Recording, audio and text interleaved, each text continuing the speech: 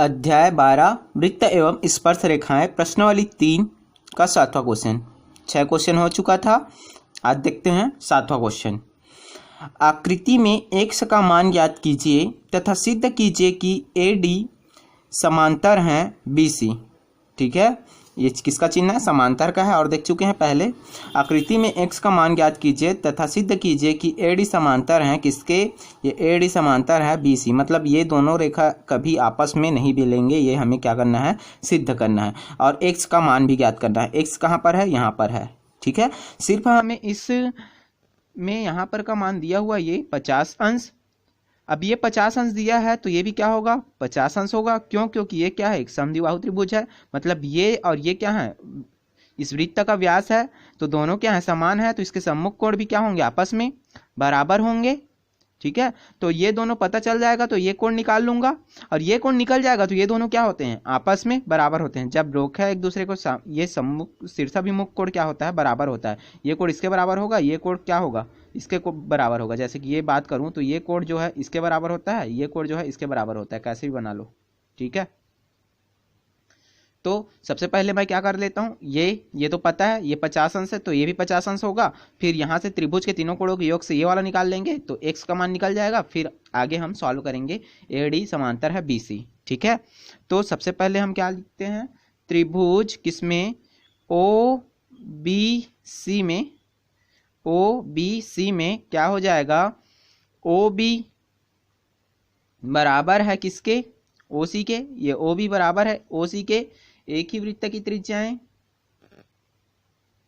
एक ही वृत्त की त्रिज्याएं। ठीक है, OB बराबर है OC, इसलिए क्या हो जाएगा? कोण OBC बराबर हो जाएगा कोण किसके? OCB के। OCB के। तो ये कितना है? OBC तो दिया हुआ है कितना है? 50 अंश। तो OCB भी क्या हो जाएगा? OCB बराबर भी क्या हो जाएगा हमारा? 50 अंश। क्यों हो जाएगा? यहां पर भी लिख सकते हो समद्विबाहु त्रिभुज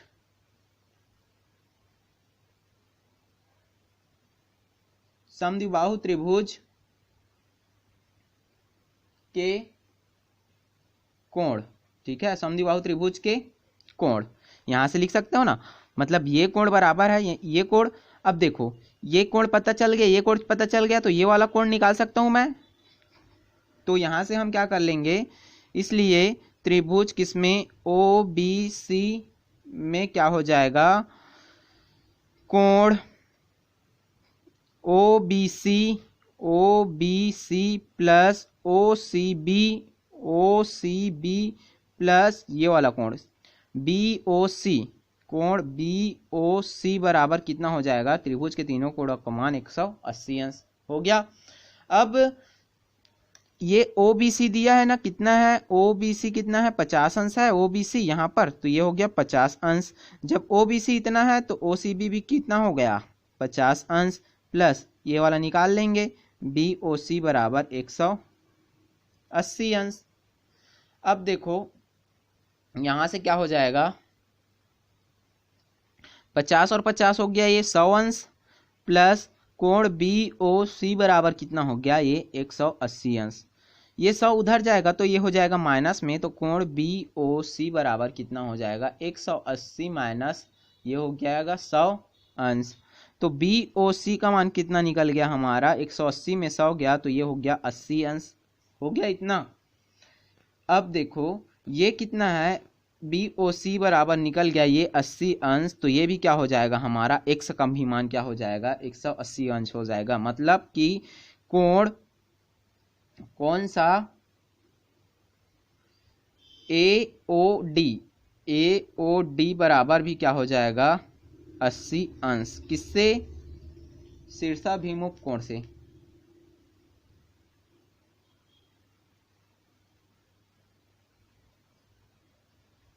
शीर्षाभिमुख कोण से। ठीक है, AOD मान पता चल गया। x का मान निकालने के लिए बोला था तो x मान निकल गया। अब बोला है सिद्ध कीजिए कि AD समांतर है BC। अब ये AD किसके समांतर है? BC के। तो अब मैं कौन सा त्रिभुज ले रहा हूं? अब त्रिभुज ले रहा हूं ये वाला त्रिभुज किसमें? OAD में। यहाँ भी क्या है, ओ ए बराबर होगा ओ डी, एक ही वृत्त की त्रिज्याएं लिख लेना। यहाँ पर एक ही वृत्त की त्रिज्याएं ओ ए बराबर होगा किसके, ओ डी के। अब यहाँ पर भी क्या होगा, कोण आपस में बराबर होगा ना, ये कोण बराबर होगा इस कोण के, मतलब ओ ए डी, कोण ओ ए डी बराबर होगा किसके, कोण ओ डी ए के, ओ डी ए के। जैसे यहाँ पर लिखे थे समद्विबाहु त्रिभुज के कोण, वैसे यहाँ पर भी लिख सकते हो समद्विबाहु त्रिभुज के कोण। अब हमें ये वाला कोण पता है और ये दोनों क्या है, आपस में बराबर हैं, तो ये दोनं कोण को निकाल सकते हैं ना, तो निकाल लेंगे फिर से। इसलिए क्या हो जाएगा, देखो कोण कौन सा, कोण O A D plus O D A, O D A दोनों बराबर है ना, तो दोनों को एक तो लिख लूंगा मैं, प्लस कोण कौन सा, डी ओ ए को डायरेक्ट मैं क्या लिख लेता हूँ, एक्स लिख लेता हूँ, और तीनों कोणों का योग कितना होता है 180 अंश, तो ये हो गया 180 अंश। ये दोनों को एक ही तो लिख सकता हूँ, मतलब ए ओ ए डी दोनों बराबर है, ओ ए डी और ओ डी ए, तो मैं इसको भी क्या लिख लेता हूँ, इसको डी ले, ओ डी ए लिख लेता हूँ इसको भी, ठीक है। प्लस एक एक्स का एक्स बराबर 180 अंश, एक्स का मान पता है ना, एक्स का मान लिख लो यहाँ से, एक्स का मान कितना आ गया 80 अंश, तो ये कितना हो गया हमारा, ये 80 अंश, तो ये कितना हो जाएगा, 2 ओ ए डी बराबर क्या हो जाएगा, प्लस 80 अंश बराबर 180 अंश। ये 80 उधर जाएगा तो माइनस हो जाएगा, 2 ओ ए डी बराबर ये 80 घट जाएगा तो ये हो जाएगा 100 अंश, तो ओ ए डी ये इधर हो जाके भाग हो जाएगा, तो ये हो जाएगा 50 अंश, हो गया 50 अंश।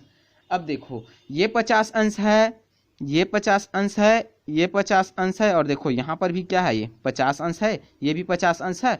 तो देखो ये एक दोनों समांतर रेखा कैसे होगा, जब ये देखो ये काटा तो देखो एकांतर कोण क्या हुआ, 50 अंश हुआ ना, ये एकांतर कोण क्या हो गया 50 अंश, तो ये क्या होगा, ए डी समांतर होगा बी सी के।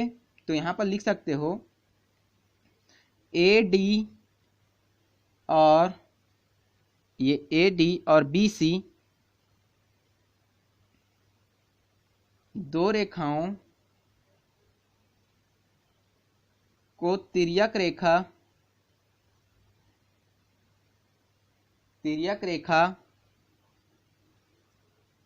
ए सी